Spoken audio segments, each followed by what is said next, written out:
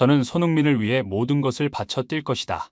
레스터 시티전의 졸전을 딛고 에버튼과의 경기에서 화려하게 비상한 토트넘의 전술에 대해 영국 현지 축구 전문가들의 찬사가 이어지면서 손흥민을 향한 독특한 기사가 영국 매체를 통해 보도되어 팬들 사이에 큰 화제가 되고 있습니다.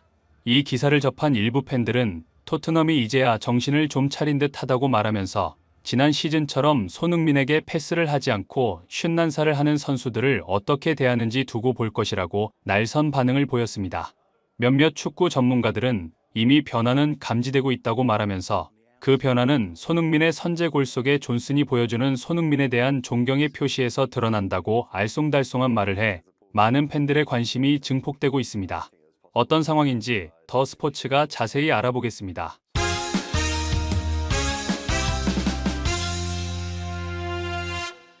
영국 기브미 스포츠는 29일 2024년 8월 현재 프리미어 리그에서 100골 이상 기록한 선수를 재조명하면서 그 안에 손흥민의 에버튼전 2골을 언급해 팬들 사이에 화제가 되고 있습니다. 이 매체는 프리미어 리그에서 100골은 아무나 넣을 수 있는 게 아니다. EPL에서 최소 한 경기 이상 뛴 선수들은 모두 4,807명이다. 이 중 34명만이 100골 이상을 넣었다. 이것을 확률로 환산하면 전체의 0.63%에 해당한다고 설명했습니다. 기브미 스포츠는 이 클럽의 일원이 되는 것은 어마어마한 큰 영광이다. 프리미어 리그에서 100골을 넣으면 티에리 앙리, 모하메드 살라가 포함된 리스트에 이름을 올린다라며 34명의 순위를 소개했는데요. 손흥민은 2015년 토트넘에 입단해 프리미어 리그 305경기에 출전, 총 122골을 기록했습니다. 역대 득점 순위는 21위이며 경기당 득점은 0.40골로 100골 이상 기록한 34명 중 경기당 득점은 19위로 순위가 상승합니다. 기브미 스포츠는 손흥민은 이 목록에 있는 유일한 아시아 선수다. 그는 2015년 바이엘 레버쿠젠에서 2,200만 파운드의 토트넘에 합류했다. 그는 리그 역사상 가장 가성비가 좋은 영입이었다고 칭찬했습니다. 앞서 손흥민은 30대 이상 축구 선수 중 시장 가치에서도 최상위권에 이름을 올렸는데요. 축구 매체 플래닛 풋볼은 28일 올 여름 이적 시장에서는 젊은 선수들에 대한 관심이 점점 높아지고 있지만 여전히 세계에서 가장 가치 있는 선수로 꼽히는 30세 이상의 황금 노장들이 많다며 이 특별한 순위를 조명했습니다.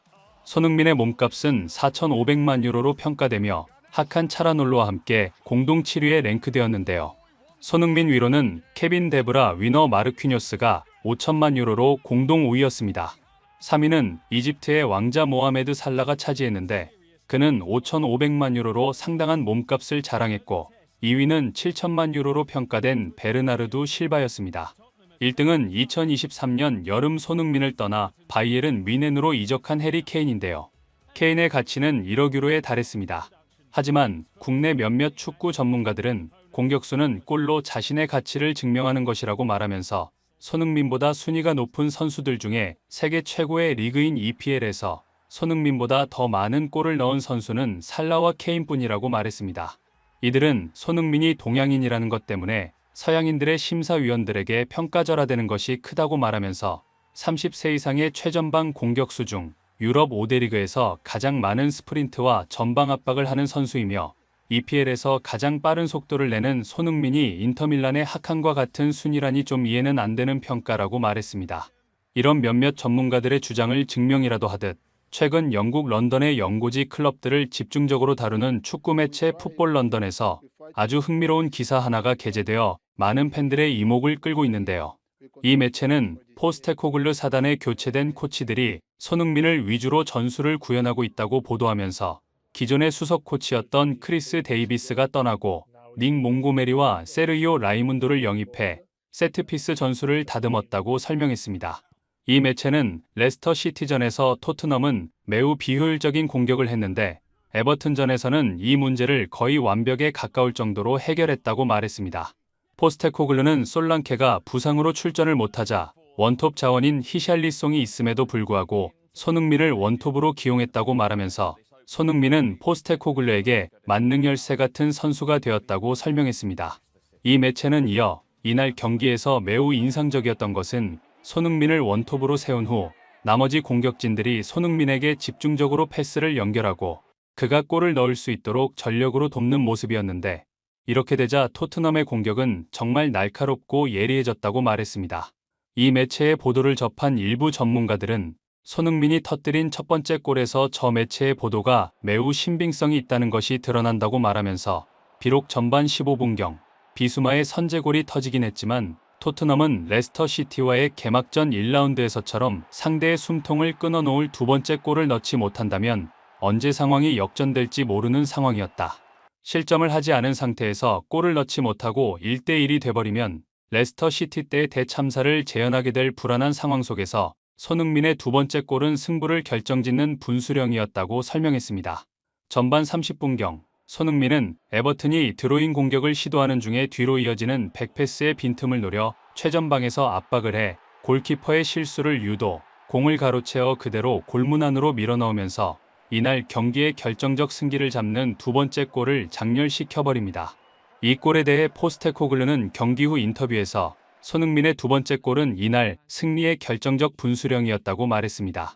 그는 손흥민은 우리 팀에서 30m 반경에서 가장 빠른 압박을 구사하는 선수이다.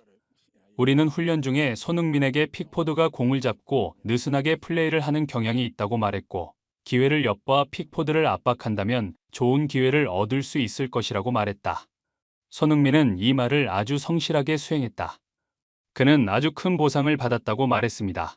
그는 이어서 손흥민은 경기장 밖에서도 어린 선수들에게 모범을 보이는 선수다.